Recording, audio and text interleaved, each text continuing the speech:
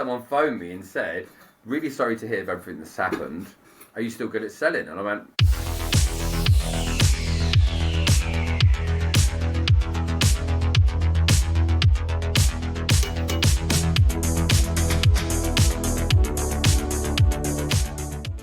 David the Sales Angel, welcome to Rad-Ventures, the podcast that takes you on an exhilarating journey through the lives of entrepreneurs and business owners. You yourself are a business owner and entrepreneur. Tell us a little bit about yourself.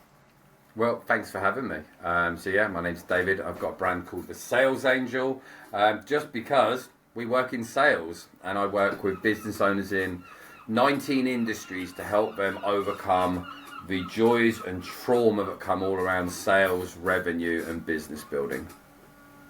Nice, I like it. And your surname's Angel, right? So that's how you're the Sales Angel.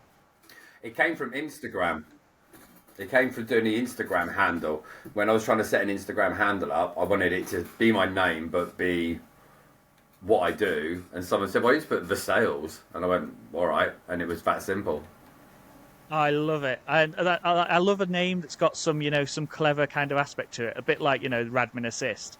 With the, the rad and the admin assist and all that jazz. Yours is equally as good, if not better. Thank you. Cool. So, as I understand it, business growth, sales, and mindset, and Yes. also you run TUSTA, the Ultimate Sales Training Academy. I do indeed. It's So I mean, I think with a lot of people get caught up with sales a lot of the time.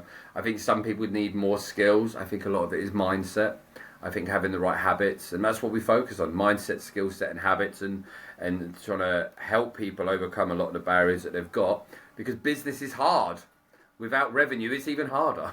Of course. We try and sort of help people overcome that in the best way we can, really. So, have you always been in sales? No, I was not the best behaved, I guess, at school. And back then, they let you do anything you wanted to do, work experience wise. And chefs were cool, so I went off and I became a chef. I was running restaurants by the time I was 17, and I did it till I was sort of 20, and then I fell out of love with it. And then it was a case of, what now? I've got no qualifications, no grades, don't want to run a restaurant, don't want to run a bar, wanted out the lifestyle. And someone just said to me, you should go and do sales, you've got the gift of the gab. And I was like, all right, because I had nothing else to going on. And it was horrific. It was awful for the first year, it was horrific. But like anything, I think I'm quite good with persistence and sort of having a bit of a can-do attitude. And I think that's half the battle. And then it just could sort of evolve from there. Yeah, interesting. I was also started in catering. Oh, really? It was like, at the time, it was early 2000s. Gordon Ramsay was popular and Gary Rhodes, etc. And I was like, oh, yeah, you get to play with fire and play with knives all day. How cool is that? Yeah. And so, I kind of fell into it and then got stuck there, as you do in catering, until, I got to the point where I didn't want to be in it anymore. And that's when I started to make change. And interestingly, I ended up in inbound sales. Oh, really? That must be like the track. Once you leave catering, you end up in sales. I think for a lot of people that fall into catering, I think catering is great. I think it's a good thing. I think everyone should do a customer service based role at some point. I think a lot of people go into the back of house because they don't want to spend time around people. And I think it's something you can take a bit of pride in if you work in a good place. I think it's people who can throw themselves into it. I think it's definitely a big culture difference as well. And I think people then get caught up in that, where when you go to leave, it's very hard to know what to do next because you've got no real comparable of what to do because it's so different from anything else, right? Yeah, I mean, it's such a different lifestyle you seem so far away from everyone that's working a 9 to 5, Monday to Friday.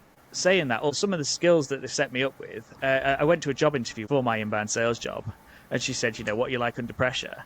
I'm like, you have to get a meal out in 20 minutes. I was like, sometimes you can answer an email within a day. I think I'll be all right. Yeah. And she was like, oh, okay, yeah, good, nice. And obviously I got the job there. Cool, so from your first year of terrible sales, in inverted commas, how did you then end up as a business coach and running your training academy? Not by a plan. I fell into sales. I sucked at sales. I then learned some personal development. I fell into that world, and I got quite into it. The Jim Rowans, Dale Carnegie's, and all that type of stuff. And I really got into it. I was never really academic at school. I never really found things that I aligned with. And so then in sales, there's a lot of variables in and around sales. And so that sort of progressed and progressed and progressed. And I think it was my first 2-3 years. It was like door to door and B2B phones. And you're sort of earning a couple of grand a month. And then you move into higher ticketed products and you suddenly realise, if I could sell that, I'm going to get paid a lot more money. And I ended up having my own businesses. And then I had a breakdown and lost everything. And I got to the stage that I went from, I was very much in the party lifestyle, the drink, the drugs and all the other jazz, and it just collapsed. And I was at the stage then, but I just didn't, it sounds such a star thing to say. The only thing that I thought I'm actually good at was still competent at was actually sales. And someone phoned me and said, really sorry to hear of everything that's happened. Are you still good at selling? And I went, I don't know. He went, well, can you come and work with my team because they're crap? And I went in and we made them about 28 grand in revenue in sort of 2 days. And I was like, this was fun. Like I enjoyed it. It was really like, it was just, I really enjoyed the experience of it. And I enjoyed helping other people go through that motion. And I was like, oh, this is quite cool. And then it was more and more and more. Carried on doing it for them. I was doing a bit for other people. But then you're at the mercy of, this is before everyone was doing everything on Zoom. Like everyone wanted you in an office. Oh, come to Birmingham. So you're like, I've got to go to Birmingham for 3 days. Which is cool. It's great. But it's also a pain in the backside. So then there's a limit on what you can do. And then I started thinking, how can I work this out? So this is how the idea for the Academy came around. And I started recording and documenting and had all these hundreds of Google Docs. And then I started recording them all. And then when lockdown happened, I really went, right, this is a perfect time to go fully online. So started building up with social media, recorded all the content. And then we just had the Academy in the background that we would just put clients into when they come onto our one-to-one programs. And then it's just progressed and progressed and progressed. And we did the podcast and then we do stage speaking. And now we're sort of working 9 countries, which is really, really cool. That's really cool. And sorry to hear about your breakdown, obviously. But it's almost like your love of sales kind of turned you around and brought you back, as it were. Dave version 2. Yeah, I think the problem with mental health is your radar is just very off. You don't know what to think, how to think. You can't have a belief in there. And I think one of the great things about sales is, it's a good and a bad, that sales in the industry doesn't care. No. And you can also make good money based on performance. So if you can go into a company that's crap and you can sell, you could do really well. So then it means that you could sort of get back on your feet and do all the other stuff and move stuff forward. And it's just something that was so familiar that you know what to expect. You also have, I think, from being in sales and business, a lot of resilience. You have that rhino skin. You're good at dusting yourself down and getting back on with stuff. And I think it's a characteristic that is really overlooked now. But people don't have that sort of stickability to there's a problem, keep going. There's an emergency call at every opportunity there can be. And people pull it so fast now. And again, it doesn't mean it's perfect by any stretch. But for me, I definitely think it gives you that sort of, right, let's just go again type attitude, which for me is everything. Yeah, I like it. And for some, like you say, I've done a little bit of outbound sales, and it's tough, isn't it? When you ring up and you tell someone who you are, and they say, no, I'm sorry, and they hang up the phone on you. And you don't even get to explain why you're calling. And you can think to yourself, well, was that me? Was I not 100%. Did I not sound good enough when I was on the phone? And people, I've spoken to people through my work, I do smart customer service stuff for my clients, for their clients. And I've made phone calls on a withheld number so that they don't get like Radmin Assist calling when I'm working for one of my clients. I say, explain who I am. I say, oh, I'm sorry, you've got one of those telesales voices. So I was just about to hang up, and I'm like, oh yeah, sorry about that. That's working in a call center for a couple of years or whatever. So it can be a tough gig, but I've seen on your social media, I like your cold call videos that you do. Yes. And I will talk about your social media a bit later. But with regard to your cold calls and everything, have you noticed if someone rings you up and they're trying to sell to you, can you like unpick their technique and the skills that they're trying to use on you? Like with the sales objections and stuff like that. Yeah. You hear someone trying to sell to you, and then you're like, oh, hang on, I know what you're doing here. Yeah, 100%. But I also think there's part of it. I'm quite an easy sale with stuff. If people are having a normal conversation, you're not flagging an alarm bell because you go, oh, I know what they're doing here. You're just actually, if you're having a good conversation, you might spot something, they say something, you go, oh, I quite like the fact they asked that. But I think for a lot of people out there, you get more bad calls than anything else. The reason that we actually post cold calls, live calls, follow-ups, I always go, it's a bit like that Blair Witch effect. People love that player camming, Big Brother, what's going to happen next? Is he going to get the deal? Yeah. Isn't he? What objections? And that's just what keeps your attention. I have a theory called my Samuel L. Jackson theory. And that's Samuel L. Jackson's cool because he doesn't tell us he's cool. And in the same way for us with sales, if I say that I'm good at sales, people can go, you're good, you're not. But if we show you us making sales calls and you go, I love that. I wish my team was like that. I wish I could sell that. I wish I had that confidence. I wish I could handle that. I wish I did that. Oh, that's if you do that, you're a great lead for us. If you're like, I don't like it, you're not. So with our Samuel L. Jackson theory, by showing what we do, it gives people an idea. And that's why with a lot of our content, we put it out there and we say, if you watch this and you think, I wish I could do that, get in touch. If you watch this and you go, I hate this, cool, stop watching me. It's that simple. And it's amazing now with TikTok how we generate probably 40% of our leads now from those types of calls on TikTok alone. Oh, wow. So we'll have videos that will do sort of 10,000 views to, I think our biggest one's done sort of 1.1 million views. And it's just, I think I'm more known for that now, just live sales calls. And is TikTok your now preferred platform then? It's the best one for us. I get more business but what we get is a lot of people have a guilty pleasure with TikTok, and they'll message me on LinkedIn and say, hey, been watching your TikToks for 3 months. I had a guy yesterday, I got out of the car, and the guy knocked on the window, scared the life out of me, went, I love your TikToks. And I get that quite a bit. And I get speaking gigs from it, and it's so much more. People have a stigma around the brand of it being TikTok. But the thing with TikTok that's great is TikTok doesn't care whether you've got 1 follower or 10 million followers. You could post a video now that gets seen by 1 million people tomorrow. And that's something which is, one, addictive, because people are chasing that. But secondly, it means, like if I post something on, we just set up a new Instagram account, and it's probably not going to do anything good for 3 months, 4 months. I could post a video on TikTok today on a brand new account. It could get 1 million views tomorrow. And actually, if we're doing something which is industry specific, that can generate leads pretty quick. Because people suddenly go, I've just watched a 4-minute sales call and my team don't make those calls, don't handle objections, don't follow up, their tonality's not this, they don't have a no bullshit approach, they don't.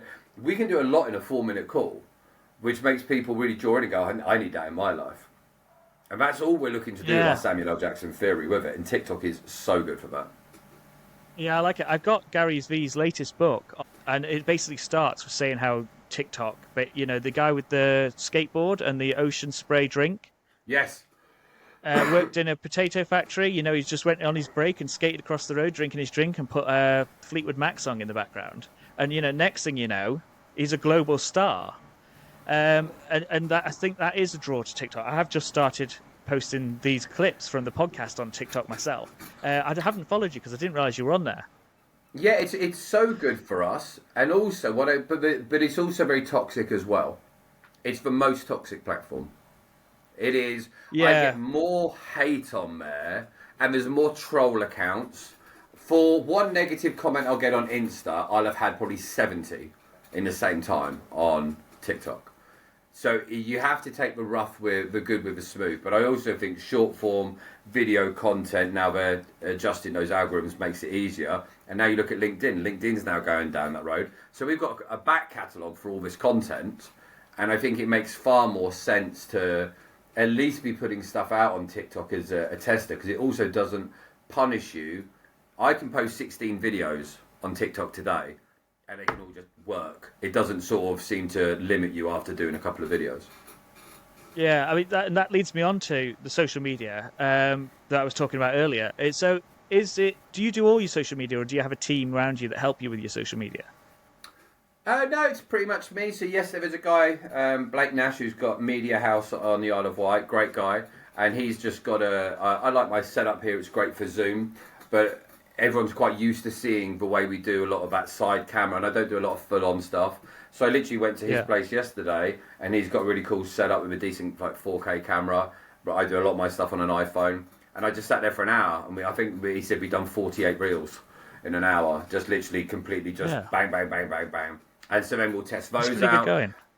Yeah. So, but again, I have it on my notes column on my to do list. Sorry, I have a file for just record videos. So when I think of an idea, I just put it in there. So a lot of my content, because it's sales calls, I've always got these little sort of selfie stick things that are always just sat around. And so if I'm making calls, I have a secondary phone, and I just have that with a wireless mic. And so I'm just in a habit now, if I'm going to make calls for the next 2 hours, put a phone in there, record it. And if I get off a call and go, oh, that was good, I can just stop the recording, go click that video, grab that 5 minutes, and we're done. Because I don't really edit them. I just want the start and the finish. So if that's the great thing with sales calls, is I'm not always trying to. I show videos where I get hung up on. I get show video like it's not just showing the highlight reel like a lot of people. I'm showing it as an actual call. Where I show it where I make mistakes, and you get ruined in the comments. But I'm like, that's also why people engage with my content, because they're not always seeing good videos. So sometimes they genuinely don't know, is this going to get hung up on? Is he going to get shouted at? Is it? They don't know what's going to happen. So then I think that drives it more. But it also means I don't have to edit anything. Yeah, I really like them. I like the one sticks in my mind, and I can't remember if it was a few days ago. But the guy said, you said to the guy, you know, who are you dealing with now? And his first objection was, well, you're expensive, Dave. And the first thing you said to him is, yeah, we are. Yeah. And I'm like, oh. But then you go on to explain to him why you're expensive and the results that you can get him. And like I say, I watched that maybe a week ago, maybe 2 weeks ago, and it's still stuck in my head now. Good. I'm looking at you on the screen, and I'm like, you know, yeah, we are expensive. But yeah, I got a lot of hate for that as well from some people. Sorry to interrupt. And I got not a lot of hate, but I had quite a few people that will get very like, oh, I don't like the fact you said this. That's okay. One of my big goals is to sound different than anyone else. So if you tell me saying expensive is good, I'm probably going to know it's bad. If you say it's bad, I'm probably going to say it's good. Because there's an argument for it all. And I'm not trying to be the same as anyone else. So if someone says it's expensive, yeah, it is expensive. But it's expensive for a number of reasons. One, it's expensive if it doesn't work, right? Secondly, some people find expensive actually reassuring. So actually, our context and our perspective around the word matters as well. And I think some people out there, some people will buy the most expensive thing because it's the most expensive. So we've got to look at the word and the meaning and then the people that you're talking to understand that really the perspective really matters. Yeah, I was talking about this to someone the other day. I said, you know, don't undercharge for yourself, because people think if you're too cheap, why are they too cheap? Yeah. And I saw a similar post on Instagram this morning. I can't remember the words to it, but essentially it was like, you know, if you're the cheapest, people don't expect you to be the best. If you're the best, people don't expect you to be the cheapest. That was it. Yes, 100%. It's interesting with it. So we did it with our academy where we can set it up where people pay X amount of money per month. And someone said, "Oh, why don't you do like a trial where people can get in for a tenner?" I went, "Because it completely devalues what we do. I'd rather give you a Yeah. week for free. I'd rather give you a week for free. I'll give you the next 7 days completely for free so you can test it out. So then I'm giving you a try before you buy. And that's what we've done. You just go try it before you... And if you like it, stay. If you don't, leave. Rather than saying it's actually worth a tenner. Like, what do I want the tenner for? Right? I've got no interest. Doesn't... I'm not sat there going, oh, great, we had 10 people join today. I've got £100. I'd rather have like 10 people join that haven't spent anything, that probably won't even use it, and then if they cancel, they'll come back later. But they haven't got a monetary value off the back of what we're doing. So it makes a massive difference the way we price ourselves. I really think so. Yeah, it shows that value as well, doesn't it? Yeah. Like, especially with what we do with stuff, with sales. We've got one of our programs now. We've got it where people, you've probably seen a lot of these adverts for, if we don't get you 1 million clients, you don't pay type of crap. Where actually you still pay them, but they'll give you the money back if it doesn't work. Well, we actually done it now where one of our programs, it depends on the company, of course, where they pay sort of 60% of our fee. Literally, they don't pay us until they've made the money in their account. And if we don't get your results, you haven't paid the money. Because we're like, we'll bet on ourselves, but we charge more money for it. We'll make an extra $3,000. And so you can either pay us what we're worth, or you can spin the wheel, we'll take the risk, but you pay us more. Because we know that it'll work if you follow our steps. I'm cool with either way. And I think knowing your value is so important. Yeah, I like it. Cool. So the business currently then, so obviously you're doing, you've got your online academy, you're doing your business growth, sales, mindset, coaching, etc. But also you have teams, don't you? And you kind of, your teams do sales on behalf of the people, as I understand it from your reels that I've seen. Well, so what's happening at the moment is, so we've got our Conversations to Clients program, which is a combination of done with you and done for you sales system, where we work with business, build out their offer, their client journey, get it all aligned. But my analogy is, it's like having a race team. We've got to work on the vehicle, then we've got to get the driver to kick ass. So we work on the fuel, the suspension, the engine, the chassis. We get all that, and then we get your driver to then be able to get the optimum out of the vehicle that's in there. So that's our main program. Then we've got the Sales Accelerator, which we do a combination between our academy, and then I host a group coaching call where I live coach on a Monday morning to dust the cobwebs off and mindset, skill set and habits. And then we have a partnership in a call center where we train their call center workers up, and then my clients say they want to have a cold call or an appointment setter or something similar. We'll then partner them and broker the deal between the two, so that person gets the employee, but then they can join in our training and all the other side. So it gives us almost, the aerial view is, like I said to you at the start of this, we're just launching where we want to have our full own call centre, where they'll basically work for us on our Sales Accelerator, get experienced, get great, and then when someone says, I need a cold caller, I need an appointment setter, I need a closer, we can say, hey, here's John. He's been with us for 6 months. This is how many calls he's made. This is how many he's set. This is the revenue. And then we're helping the salespeople become there and the other side. And then we've also done a high ticket closer program where we get people that are high ticket closers or want to be, and we train them up and then help them get a placement as well. So it's sort of, we've got 3 or 4 areas that are all growing nicely, but with a longer term plan on where we can really take down 5 to 10 years. I like it. That's awesome. It sounds very busy. Yeah. At the moment, it's mental. But it's good, and I feel very lucky and blessed for the life I have. We're at the stage now where I don't want to have 15 people working for me. I like the freedom of windsurfing on a Wednesday afternoon at 2 o'clock, so I've just got rid of my office. But that's why we're setting up more remote based, because it makes more sense. And I actually think if you get the right remote based workers, they can also have more freedom in their life too. So we're in the stage now where it's going to be pretty busy for the next 6 months, but then after that, for the rest of my life, I imagine it'll be a lot easier. Yeah, cool. I like it. And obviously remote workers are very skilled at what they do. Well, do you know the thing is, I think it's about finding the right people that are self-disciplined, self-accountable, but actually know themselves well enough that they know their strengths and weaknesses. A lot of people like the idea of freedom. Some people aren't ready for freedom. Some people don't tidy their own house up. Like, some people don't wash up for 3 days. Some people don't shower every day. Like, if you can't do basics like that, you're probably not going to get up and make sales calls unless someone sat there with you. You're not going to self-learn. You're not going to self-implement. And so a lot of people like the idea of it, but actually they're not quite at the stage where we can do that to a high standard. Yeah, it's difficult, that motivation in the morning, isn't it? Or it can be sometimes, on what you're going to do, and in your 4 walls when you're working from home, etc. But that is the journey we are all on.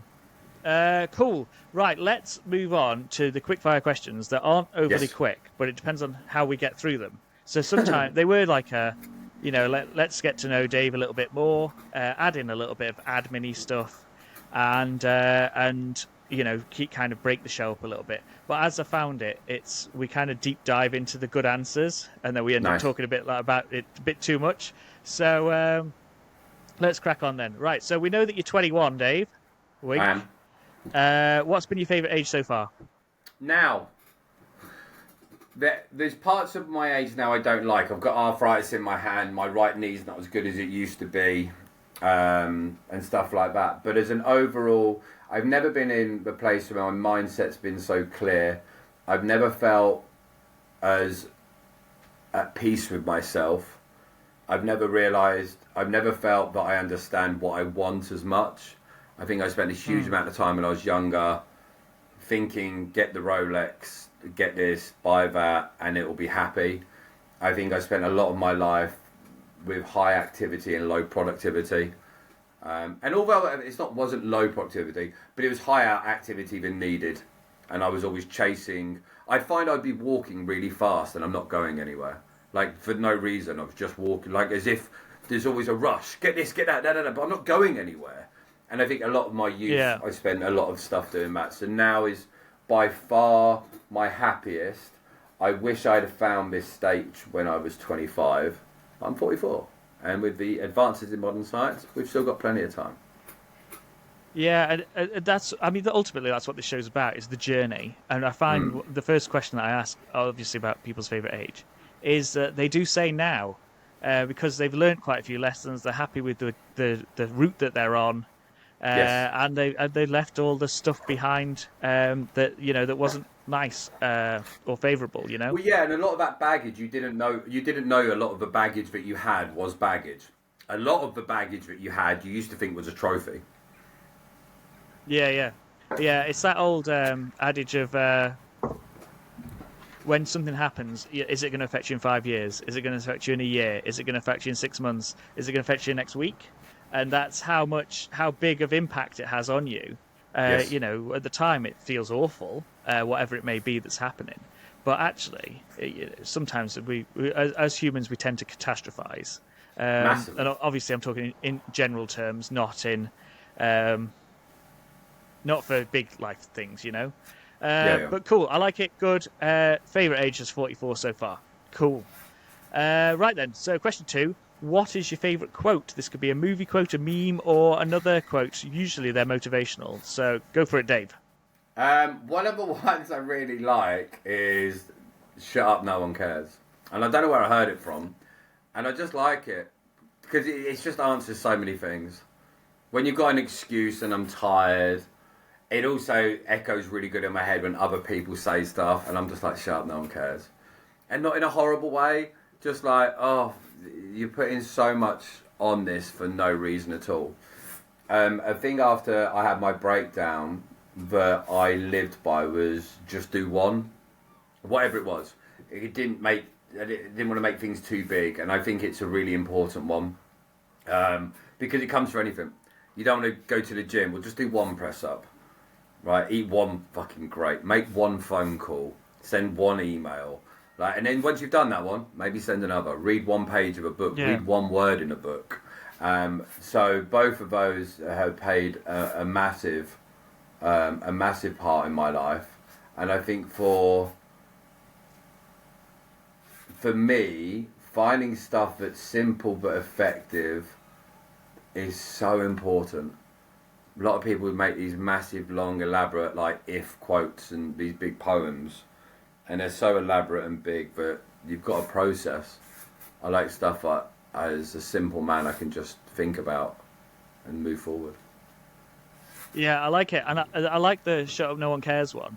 Like you say, not in a nasty way, but it's in my experience, we're all so concerned with what everyone thinks of us, but everyone else and no is one so cares. concerned with what everyone thinks of them.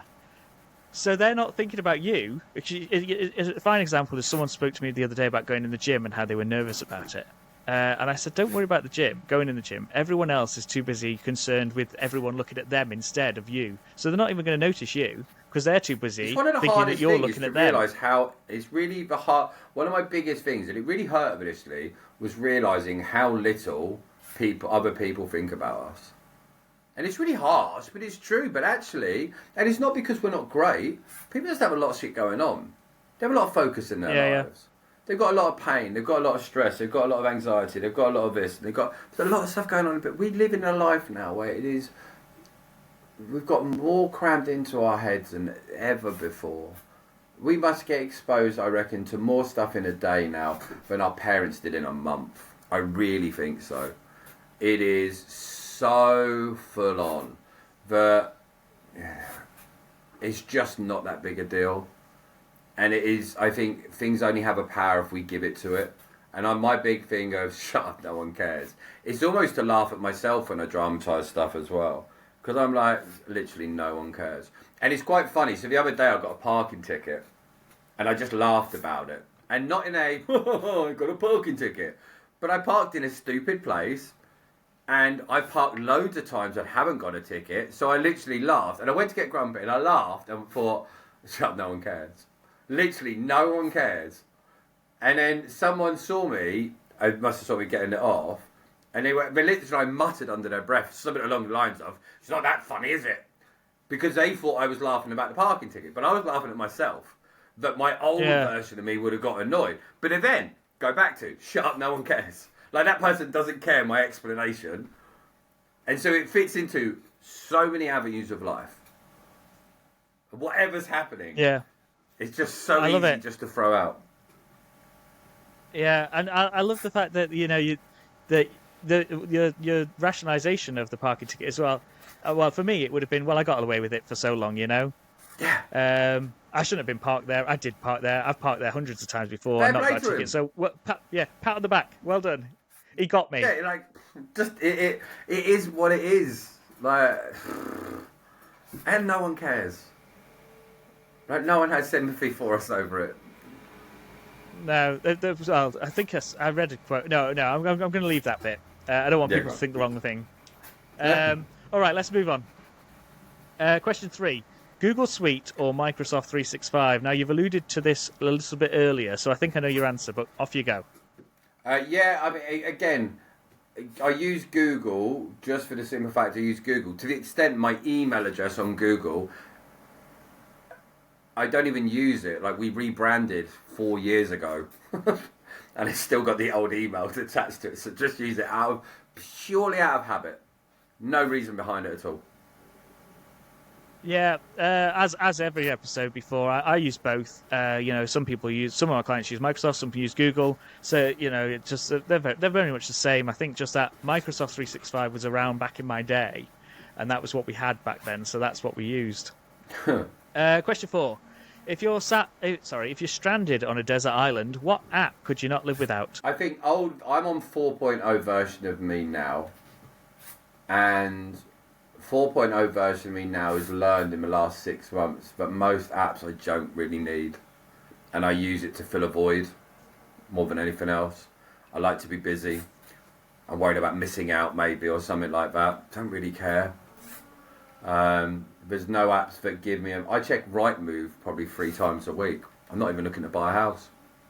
I've got no interest why.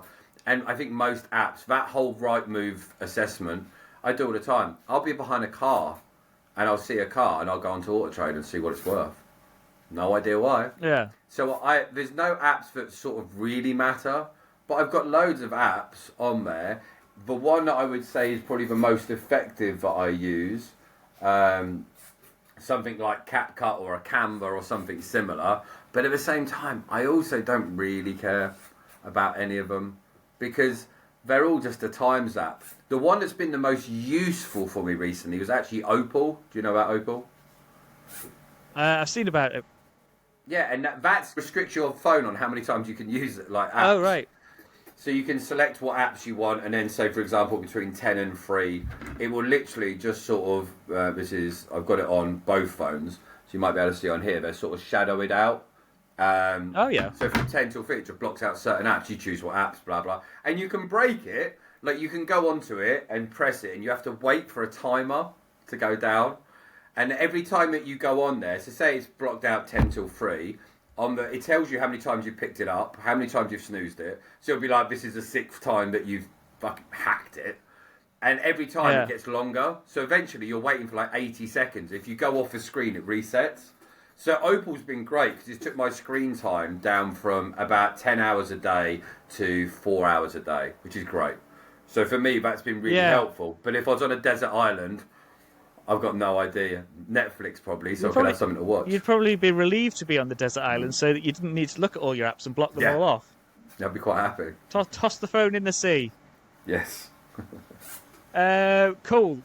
Question 5. Name and shame time. How many unread emails do you have on your phone right now? Business and personal wise? None at all. I'm weird with it. Drives me mental. I hate unread messages, unread emails.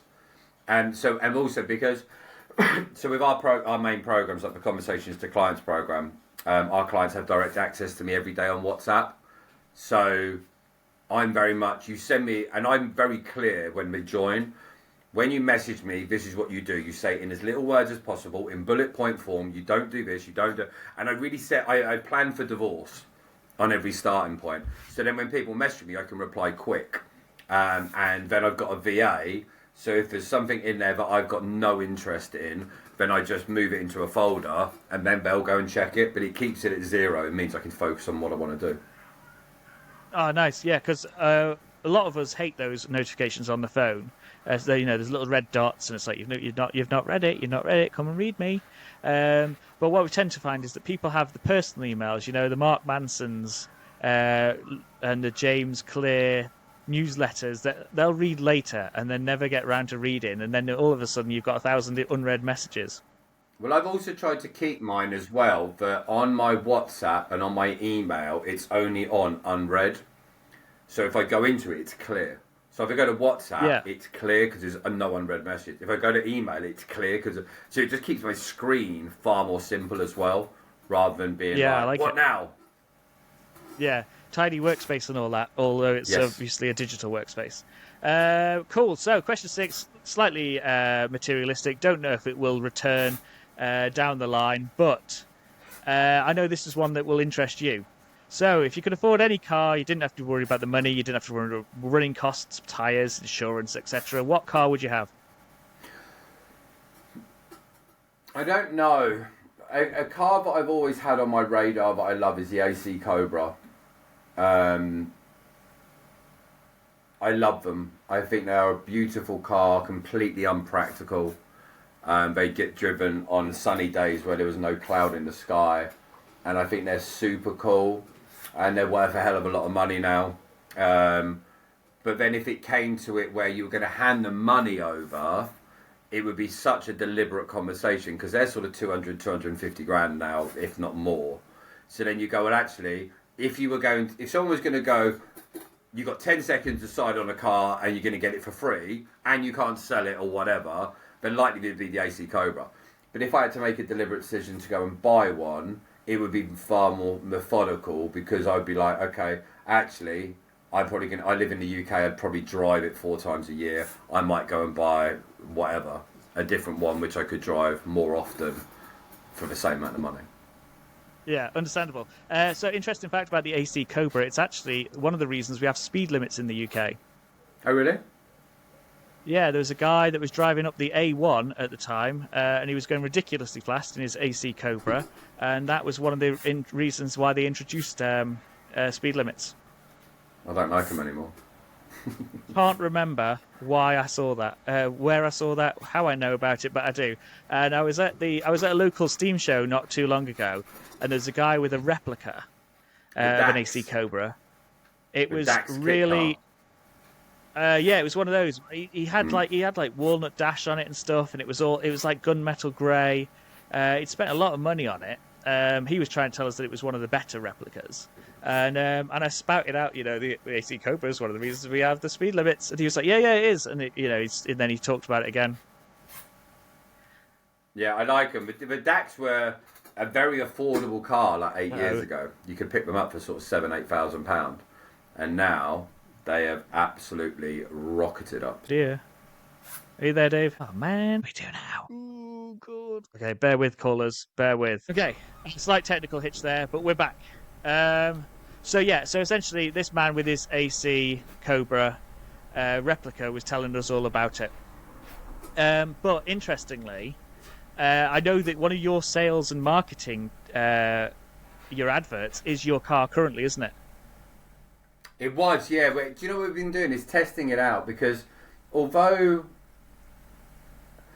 the showy materialistic type stuff is very knobby, it does work.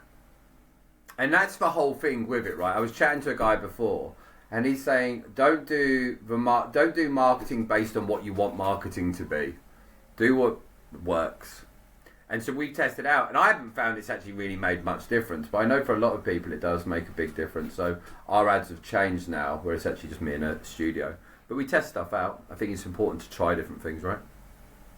Yeah, so I mean, your current advert is your BMW i8 that's fully labelled up with the Yes. TUSTA logos and stuff, isn't it? Yes. I think it looks rad. Thank you. I like it. For BMW Motorrad, the motorbike retailer.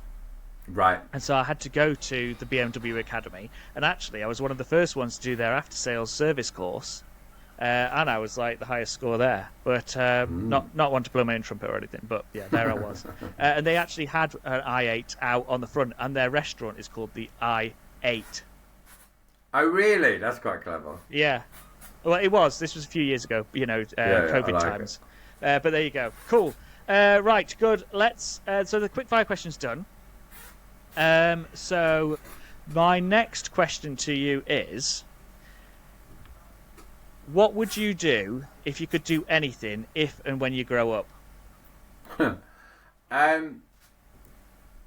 was talking to someone about what I do now, and my life's very much by design. And if I won 100 million on the lottery tomorrow, I would still be coaching because I really enjoy it. But if I had to move from what I do now and I could click a button, I would love to have not been scared of heights and been a fighter pilot. That would have been really nice. cool. I wanted to be a fighter pilot when I was a kid, until I suddenly realised I was scared of heights. And it's not like, I couldn't go over it. Like, I just want to pass out. So I was like, definitely that's not going to be the career path for you. So. No, I can't imagine when you're up at like whatever it is, 30,000 feet or something in a fighter jet plane, and then you look down and then you pass out. I can't imagine that's going to go too well. Yeah, I can't imagine that's the plan. But I would like that would have been a very cool thing to go and do. And I think that's cool. And I think for those people that are fighter pilots, if they see the world, they travel at such a speed in such a unique way that they must have such a different perspective. In the same way that if you knew there was a load of bird nests in your garden, like I see that they must look at it very similar, because they see and travel so fast and so far at such different angles with so many different things that are out there. It's just a very different perspective that I think it must be hard to sort of relate to normal people because they spend so much of that time doing it. Yeah. Like I say, those jets fly at amazing speeds. And to cover that distance at that speed and be so high, fields would just look like shades of green, wouldn't they? You wouldn't even be able to make them out. Massively. And it just must be so amazing to see and experience. But I wonder if it desensitizes them. Yeah, I think so. I think it desensitizes people. You can pay and do it. There's a place, a friend of mine did it in one of the old Spitfires from Goodwood Racecourse. They did it in one of those old school ones, which was cool. But you can actually go out to Russia and fly in like MiG fighter jets and stuff like that, which is mental. But it's like 20 grand or something. But I'm always like, wow, that would be amazing. But to spend £20,000 on a 40-minute flight, you've got to be really achieved all of your other goals in life first. Yeah, I mean, and can you imagine, like, you go off and then you have that flight and you're flying at however many miles an hour, 500 or whatever it is, and then you've got to drive home at 70 mile an hour on the motorway. Well, have you ever done go-karting? Even doing go-karting or track days, and then you go out on a normal road and nothing just feels... And that's what made me think about it, because I was like, doing a track day where you're no limits, no speed limits, completely different rules, different expectations, and you sort of come in and then you have to make yourself restrict yourself into the basic sort of levels of a nanny state type of thing, where it's can't do this and you can't do that and you can't go here and you can't go there. Yeah, I think it's very different, very, very different. Yeah, cool. Right, let's start our wrap up then, Dave. So tell everyone where they can find you. David the Sales Angel on pretty much every social media is the easiest thing to do, or you can just go to TUSTA, tusta.co.uk, where we have loads of the stuff that we do somewhere. I always say social media is the easiest, because you don't need to, unless you're ready to start working with us, you don't need to go to our website. I'm a big believer in that. I don't think websites really sell anything to people. I think it helps people that have made a decision take that next step. And with social media now, you could spend the next 6 months learning off what we do for free and probably make an impact in your business and use the money you do from our free stuff to pay for our actual stuff, which is quite an easy way of doing it. Yeah, I like it. I love it. And yeah, social media is now our shop window, isn't it? And yes. And the website is now the funnel just to push you down. Yes. Or to slide down, depending on where you're at in your journey. Cool. So you have had quite the Rad-Venture, Dave. It's been great to talk to you. And it's been a long time coming, because I think we've connected about 3 years ago or something, and we're backward and forward on the old IMs. The joy of social media. That's it. Cool. So for listeners and watchers, thanks to Dave. I'll be back next week with another guest, and so peace out. See you later. Thank you. Thanks for joining us on Rad-Ventures. Don't forget to subscribe via your favourite platform. Always happy to chat, so hit me up in the DMs, and I'll see you on the next Rad-Venture.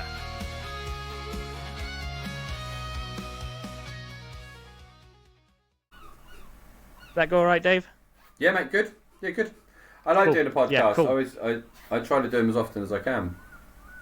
Yeah, cool. Right, let me hit stop on the record, and then I just need the upload. But so don't just hang around a sec. It's already on 98%.